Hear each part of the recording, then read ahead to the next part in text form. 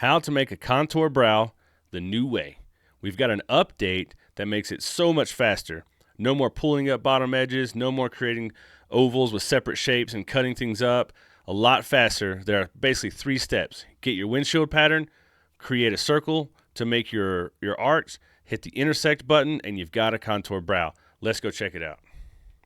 So you've got a windshield pattern here. Let's say at first we want to get a visual reference of how far down we want this to go, right? So these crosshairs become super helpful for this. Let's line up our crosshair here in the middle about where the top of this windshield will be. Say we're at 106, 107, right? 106.99. We'll say 107 inches. So we want to go down to about 113 to make it a 6-inch brow, right? So let's go down, see where we're at about 113. So about right here. So I don't know, 3/4 of the way down this middle section, right? So now let's pull this down some by clicking our mouse wheel and just moving the canvas some. We don't want to actually move the pattern. Go over here to create your circle. I like to start wide and low to make sure that I get a good view of what this arc is going to be like, because I want this to match the top edge. So we click and drag to create our shape.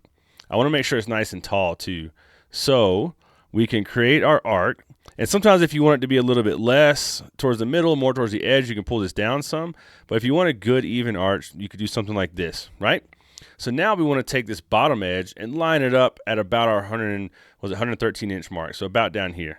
So let's grab this, pull it down, I don't know, about right there. So you could also, another way you could do too is if you want to line up the top edge here, now that you grab it, let's say your cursor now is at, let's say we're at an even 100, we can drop this down to 106 inches. Let's pull down to our cursor says 106, and that puts us at pretty much a 6-inch brow. Right about there, right? Now you can drag, click both of these, go up, hit this good old intersect button, and now you've got a contour brow. It's in, sometimes if it's in one piece, you can select them all, hit ungroup, but this one's got it in 2 separate pieces to make it nice and easy. Now you can pull these up and move them around. So super quick way to make contour brows now.